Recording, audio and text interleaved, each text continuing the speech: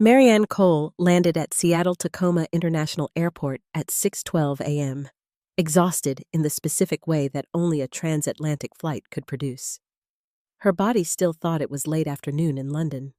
Her mind, however, refused to rest. She hadn't planned to come home early.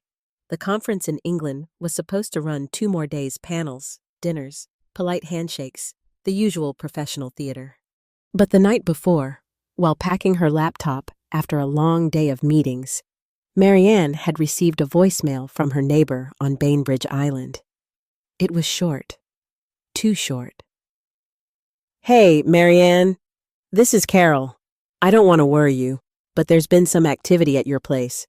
Contractors, maybe? Thought you should know." That was it. No accusations, no drama. Just enough to crawl under Marianne's skin and stay there. At 55, Marianne had learned the difference between anxiety and instinct. Anxiety shouted, instinct whispered, and instinct was the reason she was now standing at the baggage carousel, coffee in hand, heart thudding harder than jet lag could explain. By 7:40 a.m., she was on the ferry to Bainbridge Island, the gray water calm beneath a low winter sky. She stood on the deck, coat zipped to her chin, watching the Seattle skyline fade behind her. This crossing usually grounded her. Today, it did the opposite. Her phone buzzed. No new messages, no missed calls. Still, something felt off, like stepping onto a pickleball court and realizing the lines had been repainted overnight. Marianne smiled faintly at the thought.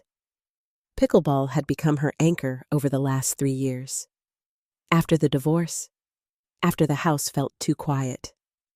The rhythm of the game, the quick decisions, the soft hands at the net, the patience had taught her how to stay present, how not to panic. She told herself she was overreacting.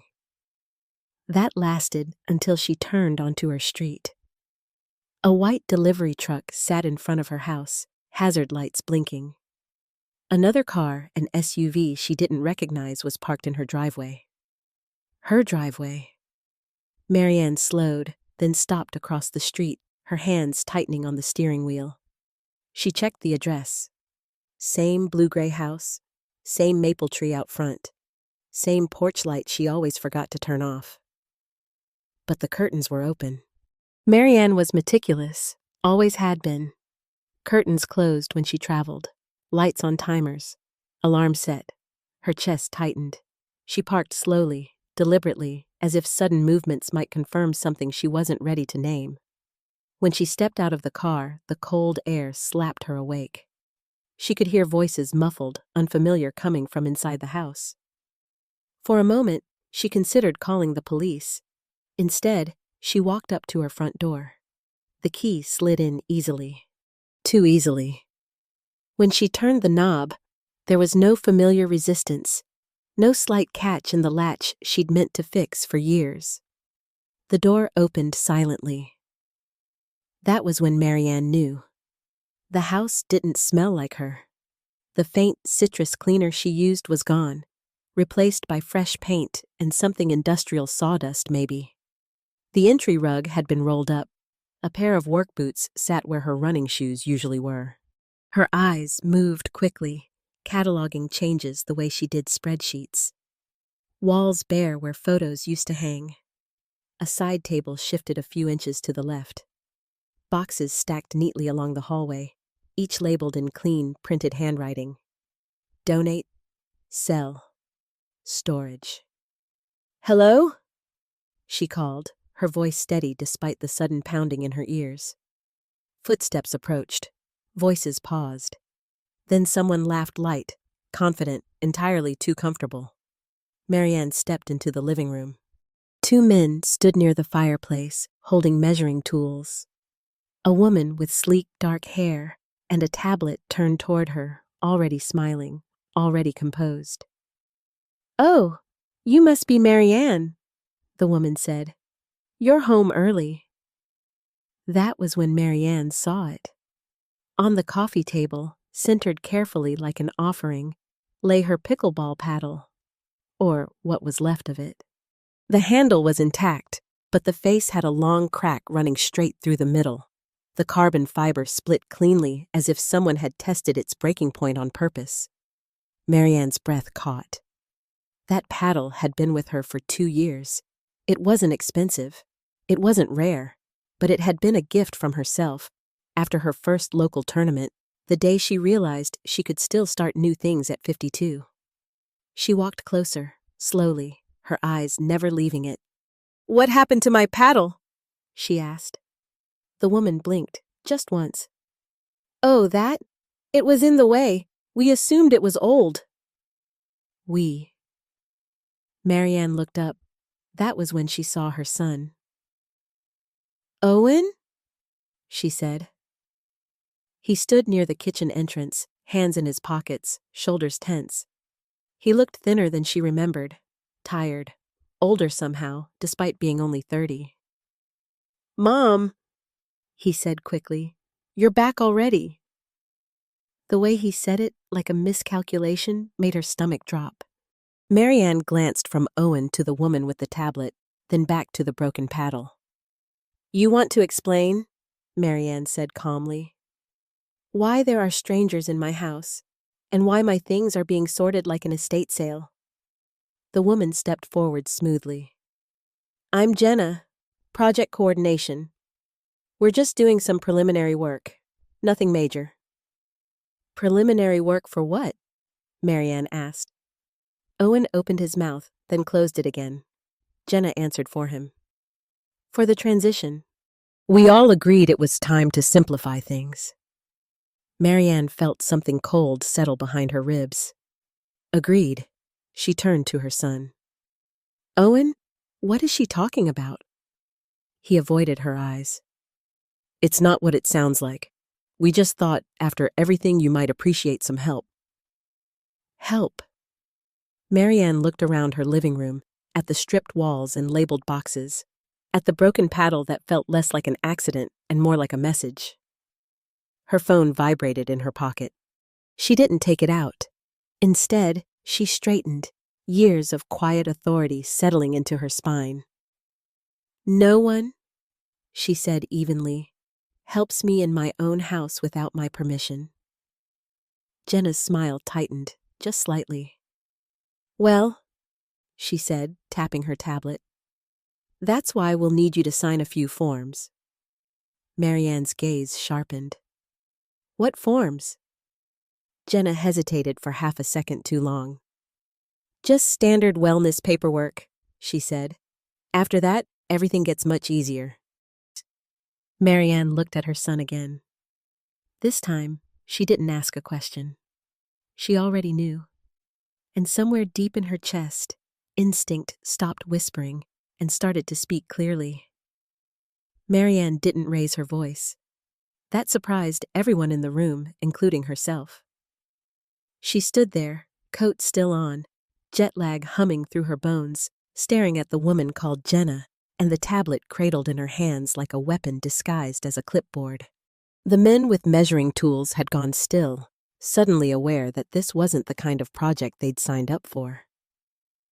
"Wellness paperwork," Marianne repeated calmly. "In my house."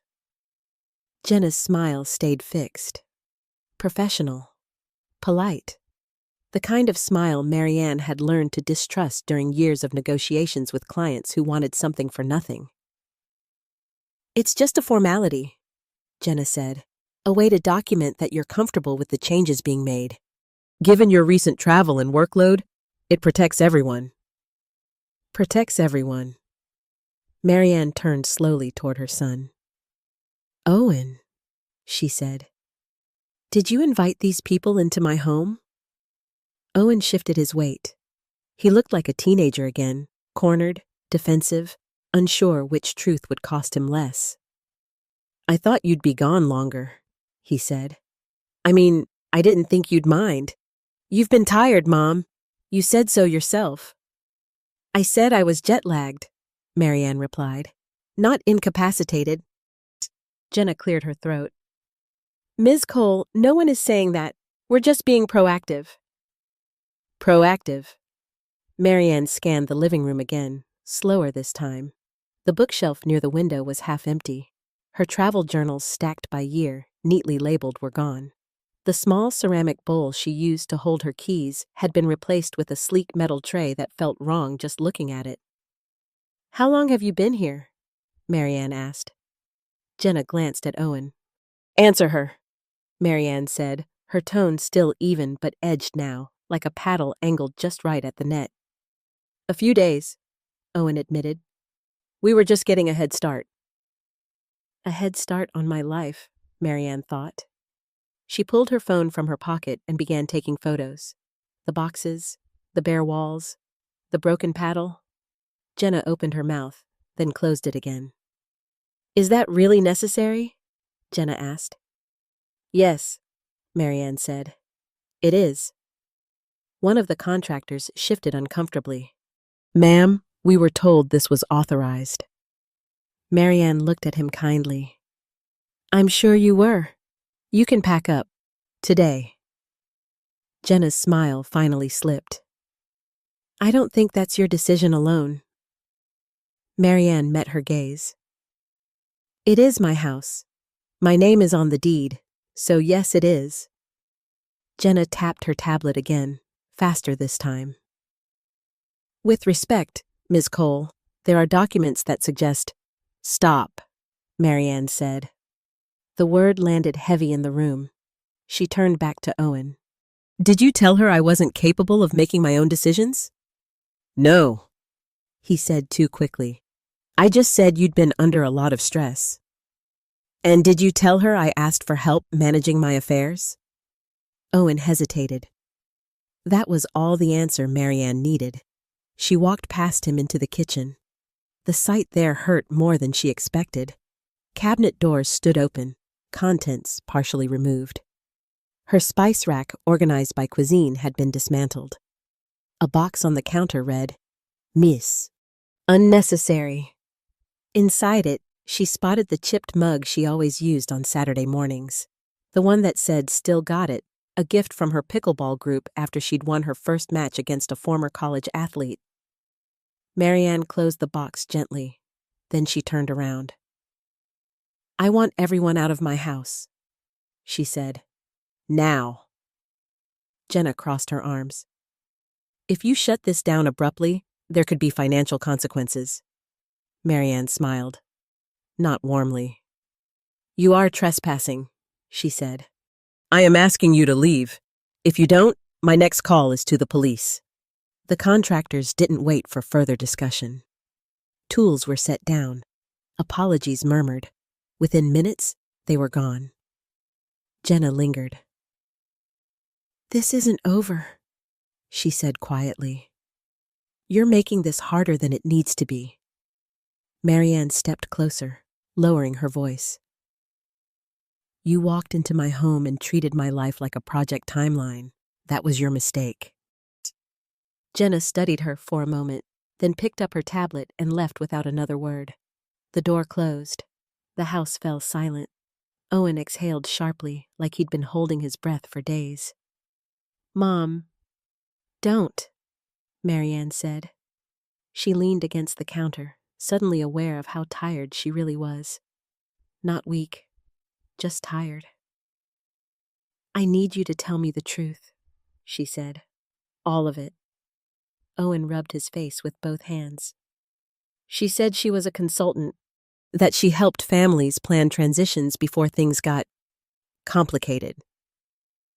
"Complicated how?" "Legally, medically."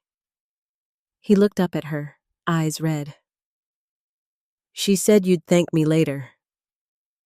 Marianne felt something crack, not loudly, but deep.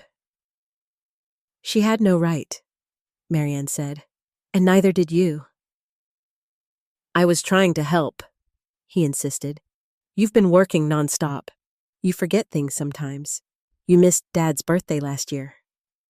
"Your father has been gone for 8 years," Marianne said softly. "And I didn't forget.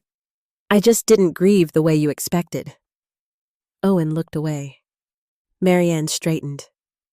"I'm calling a locksmith. The locks are being changed today." "What?" Owen said. "Mom, That's extreme.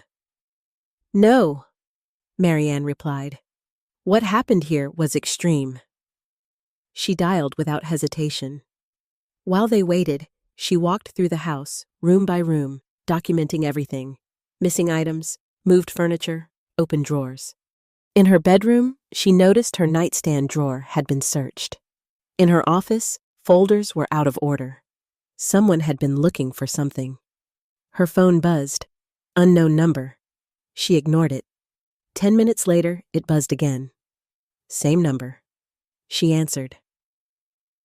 You embarrassed my team today, a woman's voice said calmly. Older than Jenna. Sharper. That wasn't necessary. Marianne's grip tightened. Who is this?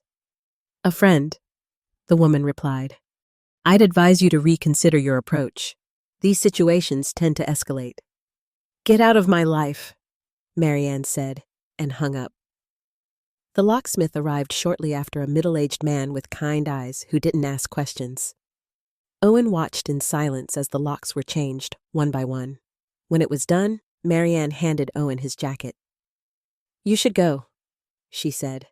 We'll talk later, with a mediator, or a lawyer, but not like this. He looked at her like he wanted to argue, then like he wanted to apologize. In the end, he did neither. After he left, Marianne sat alone on the edge of her couch. Her house felt unfamiliar, violated. She reached for the broken pickleball paddle and turned it over in her hands. The crack ran straight through the center, clean and intentional.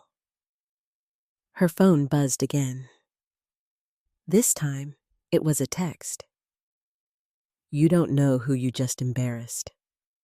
Attached was a photo. It showed the inside of her living room, taken minutes ago. Marianne looked up slowly, scanning the quiet house. For the first time since she'd landed, fear finally found its way in, and right behind it, resolve. Marianne slept for exactly 3 hours that night. Not because she couldn't, but because her body woke her up the same way it did before a big match. Alert, focused, ready.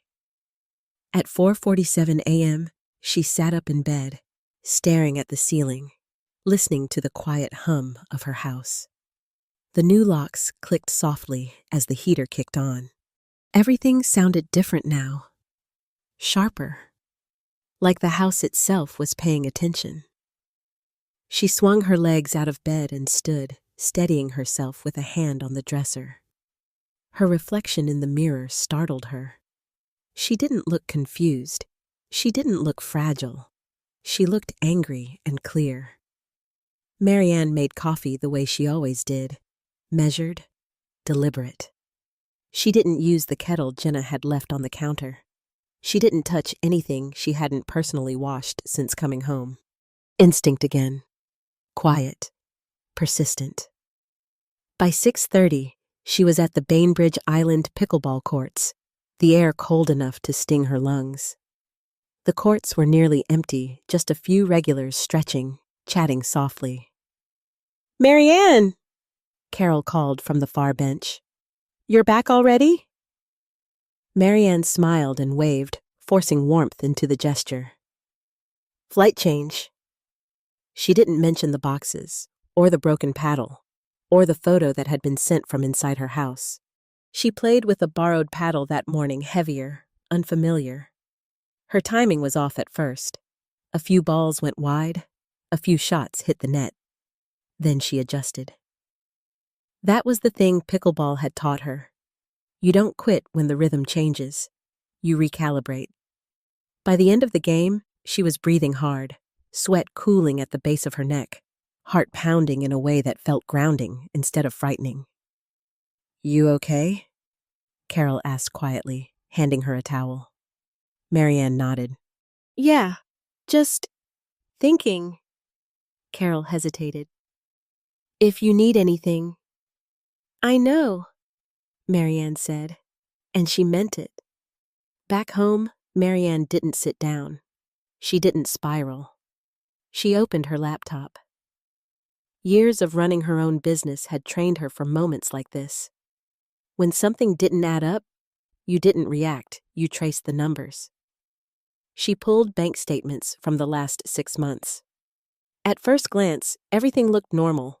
Bills paid on time, no overdrafts, no large withdrawals. Then she slowed down. A consulting fee here, another there, always under 5,000, always marked as professional services. One line caught her eye. UK Consulting Solutions 3200. Her chest tightened. She hadn't hired anyone in the UK. Her work trip to London had been booked through her firm's usual channels: hotels, flights, conference fees, nothing else.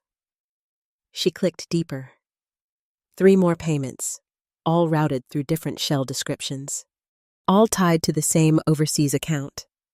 Marianne leaned back in her chair, pulse steady but heavy. This wasn't sloppiness, it was structure. Her phone rang. Owen. She let it go to voicemail.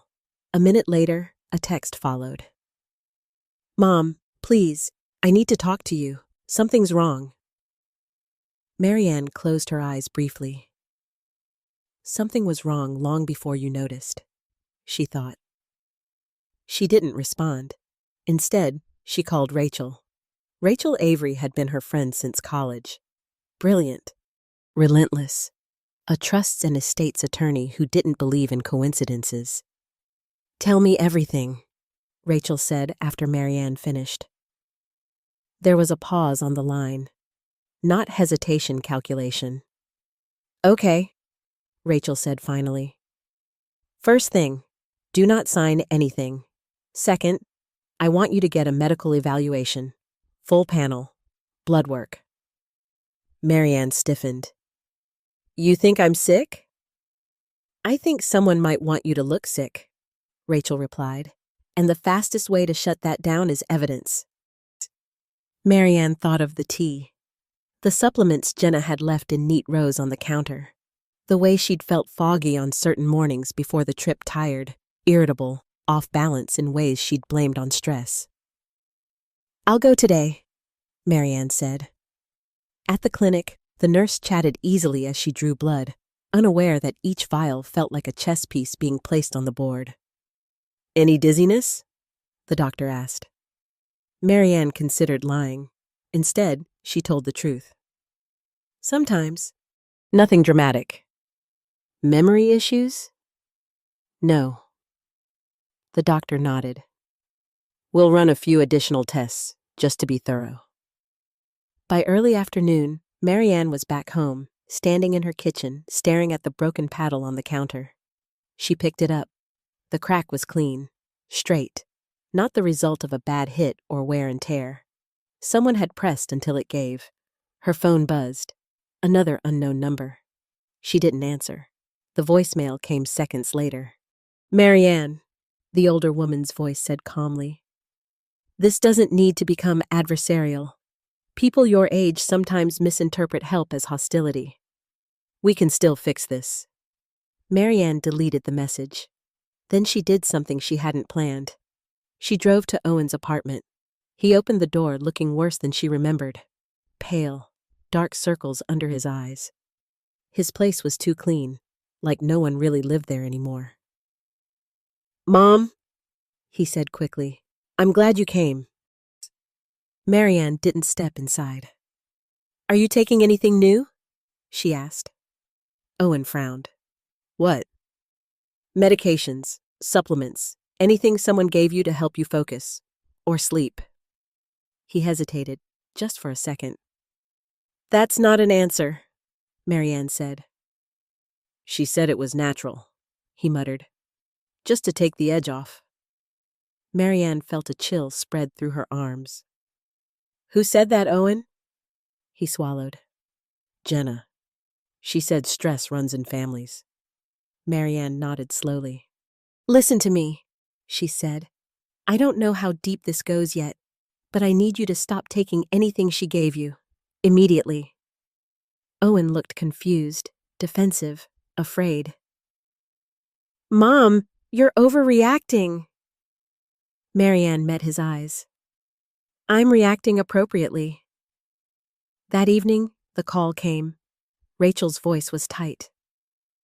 Marianne, she said, your blood work shows low-level sedatives. Not enough to incapacitate you, but enough to dull reaction time, cloud judgment, create a paper trail if someone wanted to question your capacity. Marianne closed her eyes. How long? She asked. Hard to say. Weeks, possibly months. When the call ended, Marianne stood in the middle of her living room, the quiet pressing in on her. They weren't trying to steal her house. They were trying to erase her credibility. Her phone buzzed again. This time, it was a text from Owen. I don't feel right. I think you were right. Can we meet somewhere private? Please. Marianne stared at the message. Outside, dusk settled over Bainbridge Island, the sky dimming into steel blue. She typed back, yes. Then she paused, fingers hovering. Instinct spoke clearly now. But not at your place. As she sent the message, Marianne reached for her coat. Pickleball hadn't taught her to quit. It had taught her when to move forward and when to stop trusting the net. Marianne chose the cafe because it had windows on 3 sides and a constant flow of people. Not crowded enough to feel chaotic, not quiet enough to feel unsafe. It sat near the ferry terminal, a place where strangers passed through every hour, anonymous and uninvested. She arrived early and took a seat facing the door. The smell of espresso and baked pastries should have been comforting. Instead, it sharpened her focus. She wrapped her hands around a ceramic mug and reminded herself to breathe. At exactly 4:10 p.m., her phone buzzed. I'm outside, Owen texted. She typed back, come in alone. A moment passed. Then the door opened and her stomach dropped. It wasn't Owen. Jenna stepped inside like she belonged there. Same sleek coat, same composed expression. She scanned the room, spotted Marianne immediately, and smiled as if they were old acquaintances meeting for coffee. Marianne didn't stand. She didn't speak. Jenna walked over and set a small shopping bag on the table between them. Owen isn't coming, Jenna said lightly. He's resting. Marianne's fingers tightened around her mug. You had no right to intercept a conversation between me and my son. Jenna pulled out the chair across from her and sat without waiting for permission. I didn't intercept, she said. I redirected. There's a difference. Marianne leaned forward slightly. Where is he? Safe, Jenna replied. Confused, exhausted, which is exactly why this needs to be handled carefully. Marianne's voice stayed calm. Handled by whom? Jenna smiled again, but this time it didn't reach her eyes. By professionals. Marianne glanced at the bag. What's that? Jenna slid it closer. Inside was a brand new pickleball paddle, top of the line, still wrapped in plastic. I thought we should replace the damaged one, Jenna said. A fresh start. Marianne didn't touch it. You broke the last one, Marianne said. Jenna tilted her head. Accidents happen. Not like that. Silence stretched between them. The espresso machine hissed. Someone laughed at a nearby table. You're very attached to that game, Jenna said. It's admirable. Staying active, independent. There it was. Marianne set her mug down carefully. You've been drugging me. Jenna didn't flinch. I would never phrase it like that, she said. Supportive supplementation is common in high-stress individuals. You altered my capacity, Jenna shrugged. Temporarily. Marianne felt heat rise in her chest, but she didn't let it show. Who are you really? Marianne asked. Jenna's smile faded. Someone who solves problems? No, Marianne said. What's your real name? For the first time, Jenna hesitated. Marianne leaned back. Because I checked. There is no Jenna with your credentials registered in Washington State, or Oregon, or California. Jenna exhaled slowly. Names are flexible. People aren't, Marianne replied. Jenna's eyes hardened. People are incredibly flexible. They just don't like admitting it. Marianne studied her, the precise posture, the controlled breathing, the way her hands never fidgeted. This wasn't improvisation. This was practiced. You target families, Marianne said. Not just the elderly. You go through the children. Jenna said nothing. You convince them they're rescuing their parents, Marianne continued. You use language like transition and wellness and simplification. And while everyone's busy trying to be kind, you move the assets. Jenna's lips curved. You make it sound sinister. It is. Jenna leaned forward. Do you know how many people refuse help until it's too late? Until their kids are cleaning out houses filled with junk and unpaid bills and regrets? We prevent that. You create it. Jenna's voice sharpened. We streamline it. Marianne shook her head slowly. You underestimated me. Jenna smiled thinly. No, I calculated you. 55, divorced, high-functioning, community involvement, a hobby that gives the illusion of control. Marianne's jaw tightened. My son is not an illusion. Jenna's eyes flickered, just briefly. Owen is overwhelmed, she said. He loves you. That makes him predictable. Marianne stood. Jenna looked up at her. Sit down. No. Heads turned. Conversations paused. Marianne's voice carried not loud, but firm. You will not contact me again. You will not contact my son. And if you step foot near my house. Jenna stood too. You'll do what? Call the police? Yes. Jenna laughed softly. And tell them what? That you feel manipulated? That you're stressed? That you're imagining threats? Marianne reached into her bag and placed a folded document on the table. Jenna's smile faltered. That's a copy of my bank records, Marianne said. The payments to UK Consulting Solutions, and 3 shell accounts linked to the same routing number. Jenna's eyes darkened. I also have blood work, Marianne continued, and a lawyer who specializes in elder exploitation. The cafe felt suddenly very quiet. Jenna straightened her coat. You don't know how many people you'll hurt if you pursue this. Marianne met her gaze. You already hurt my family. Jenna leaned in, lowering her voice. You think this ends with me? Marianne didn't answer.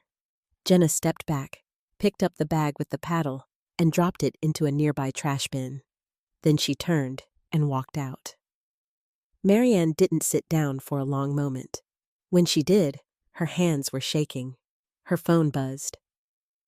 She told me everything would be okay if I stayed quiet. Owen texted. I don't feel safe. Please help me. Marianne's throat tightened. She typed back immediately. I'm coming! She stood, paid for her untouched coffee, and walked out into the cold air. Across the street, she noticed a woman leaning against a car, pretending to scroll on her phone. Older, sharper eyes, watching. Marianne didn't stop walking. Back in her car, she called Rachel. She's not alone, Marianne said. This is organized. I know, Rachel replied. I pulled court records from 3 states, different names, same language, same patterns. Marianne closed her eyes. Where is Owen? Rachel paused. That's what we're figuring out. Marianne started the engine. They weren't just trying to take her house. They were trying to rewrite her identity. And for the first time, Marianne understood the true scope of what she was up against. This wasn't a misunderstanding. It was a system. And systems only stopped when someone was willing to break them. The motel sat just off Highway 305, the kind of place people passed without seeing. Beige walls, flickering vacancy sign, curtains permanently drawn. It was exactly the sort of location designed to disappear into the background. Marianne watched it from across the street, hands tight on the steering wheel. Rachel had called an hour earlier, her voice clipped and urgent. "We tracked a burner phone Jenna used. It pinged here last night. Law enforcement is en route, but Marianne, listen to me. You cannot confront them alone." "I won't," Marianne had said. That wasn't entirely true. She wouldn't confront them recklessly, but she wasn't going to sit still either. The police cruiser arrived quietly, lights off, parking 2 blocks down. A woman in plain clothes stepped out, badge flashing briefly as she approached Marianne's car. "Marianne Cole?" she asked. "Yes. I'm Detective Alvarez," she said. "Elder Financial Crimes Unit. Your attorney filled me in." Marianne swallowed. "My son is inside," Alvarez nodded. "We believe so. He's not listed as a guest, but the room is registered to a consulting firm connected to the accounts you flagged." Marianne's chest tightened. "Is he alive?" Alvarez met her eyes. "We don't have any indication otherwise." Not reassurance, just honesty. They moved together toward the motel, staying close to the building's edge. 2 other officers circled around the back. No sirens, no shouting. This wasn't a raid, it was a retrieval. When they reached room 214, Alvarez knocked once. No answer. She knocked again, louder. Still nothing. Alvarez nodded to the officer beside her, who slid a keycard into the reader. The door opened. The smell hit Marianne first: stale air, chemical sweetness, something artificial meant to calm. Owen sat on the edge of the bed, shoulders slumped, eyes unfocused. His phone lay on the nightstand, screen dark. Papers were spread across the bed, documents dense with legal language, signature lines marked with bright yellow tabs. "Owen?" Marianne said, rushing forward. He looked up slowly, confusion flickering into recognition. "Mom?" His voice was thick, delayed. I thought you were mad." Marianne cupped his face gently, searching his eyes. His pupils were dilated. His skin felt clammy. "I'm not mad," she said. "I'm here." Behind her, Detective Alvarez scanned the room. "We need medics." The papers on the bed caught Marianne's eye. She recognized the format immediately. Durable power of attorney. Financial authorization. Asset transfer contingencies. All roads led back to Jenna. "Did she make you sign these?" Marianne asked softly. Owen nodded weakly. "She said it was temporary, just until things settled." "Did she give you anything to drink?" Alvarez asked. Owen hesitated, then nodded again. "Tea, vitamins, something to help me sleep." Marianne closed her eyes. The paramedics arrived quickly, efficient and calm. They eased Owen onto a stretcher, explaining each step as if grounding him in reality could pull him back faster. As they wheeled him out, Marianne walked beside him, one hand wrapped tightly around his. "I'm sorry," Owen whispered. "I thought I was protecting you." Marianne leaned down. "I know." As the ambulance doors closed, a familiar voice cut through the air. "Well," Jenna said smoothly, stepping out of the stairwell. This escalated. She looked exactly as she always did, polished, unbothered, in control. 2 uniformed officers immediately moved to block her path. "Ma'am, I'm going to need you to stay where you are," Alvarez said. Jenna raised her hand slightly. "Of course." Her eyes never left Marianne. "You didn't have to make it so dramatic," Jenna said. He was safe. You drugged him, Marianne replied. You isolated him. You manipulated him into signing his mother's life away. Jenna tilted her head.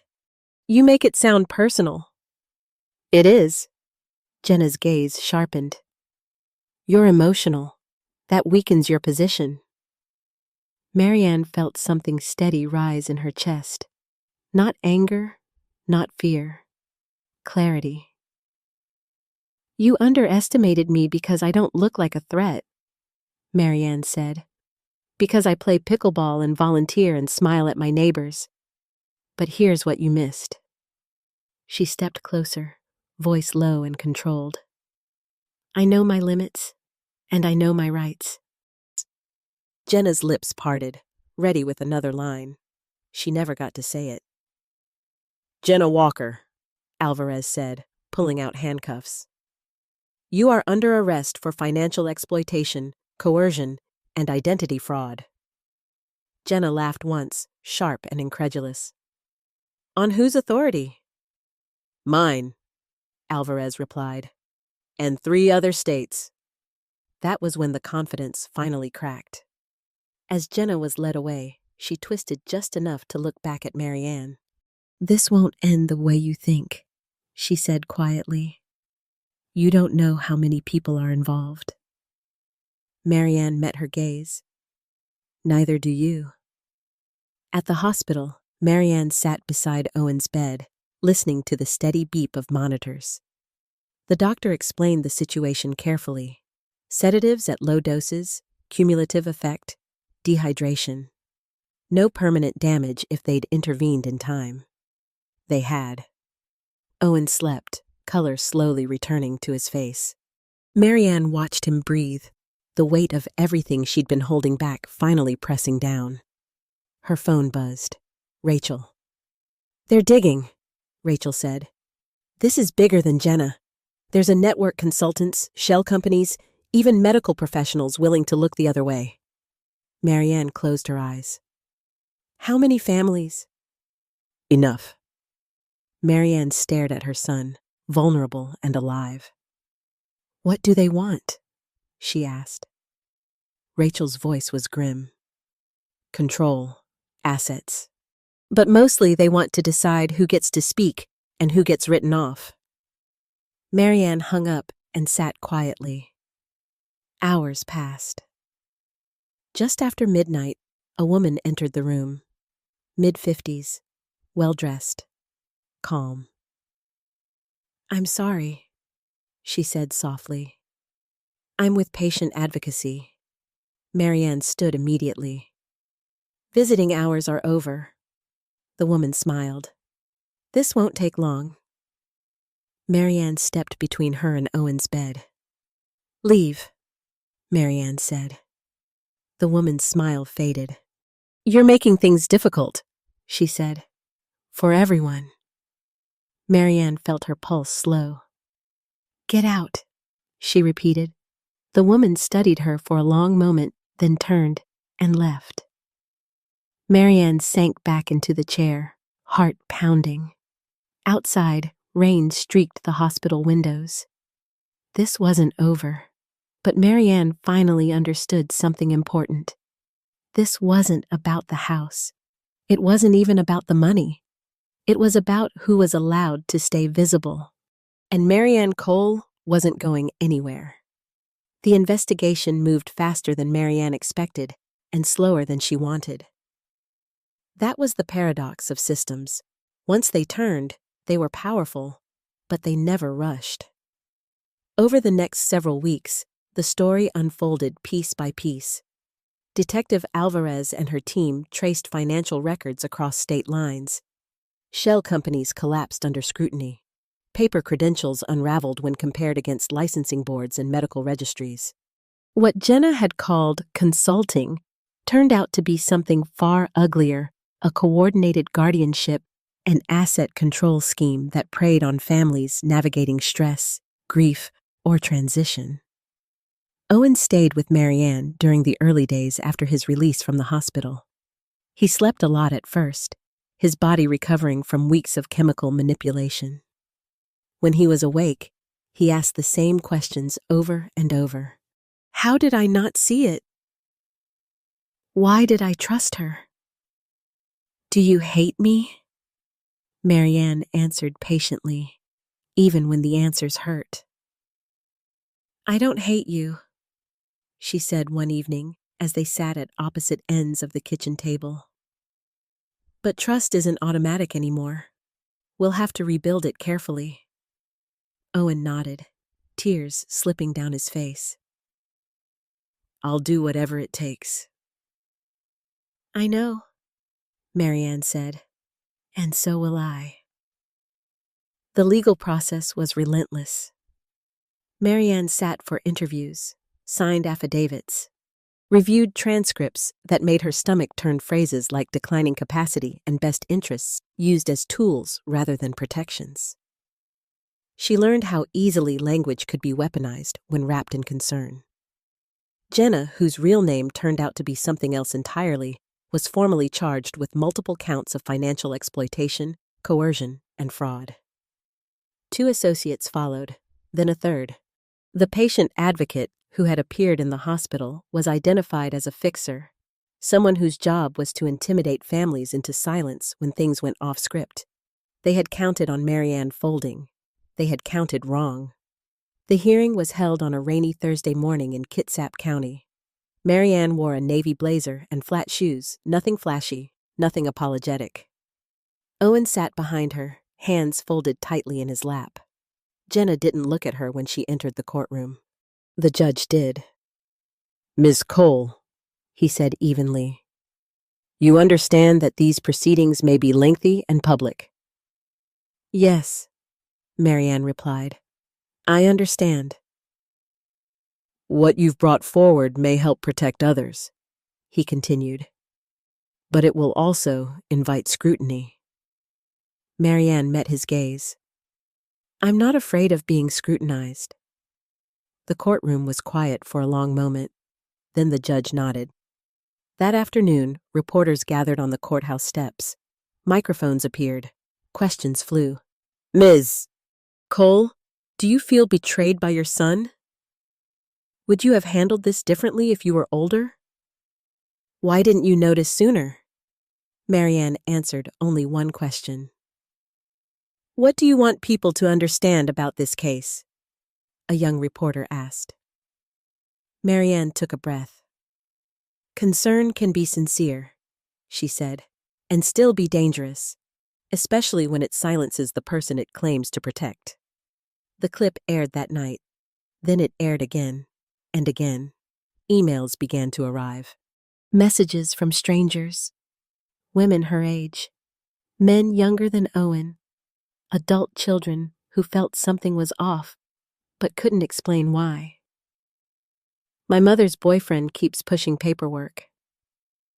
My aunt's doctor suggested guardianship out of nowhere. Your story sounded like mine. Marianne read every message. She didn't respond to all of them, but she didn't ignore them either. By spring, her house felt like hers again. The boxes were gone. The walls held photos once more, not just old ones, but new ones too. Marianne replaced the broken pickleball paddle with one she chose herself. Same weight, same grip, no apology. She returned to the courts on a clear Saturday morning, the air crisp and bright. Her friends greeted her with hugs, with jokes, with relief. Ready? Carol asked, handing her a ball. Marianne nodded. Always. The game was fast, competitive, joyful. She lost the first round. She won the second. As she stood at the baseline, waiting for the serve, Marianne realized something surprising. She wasn't playing to prove anything. She was playing because she could. Owen joined her afterward, sitting on the bench with a coffee, watching quietly. I start therapy next week, he said, and I found a support group. Marianne smiled. That's good. I know it'll take time, he added. I'm not asking you to pretend this didn't happen. Marianne met his eyes. Good. Because I won't. They sat in comfortable silence. Later that evening, Marianne walked through her house, turning off lights, checking locks not out of fear, but habit. In her office, she paused at the desk and picked up a folder Rachel had dropped off earlier that day.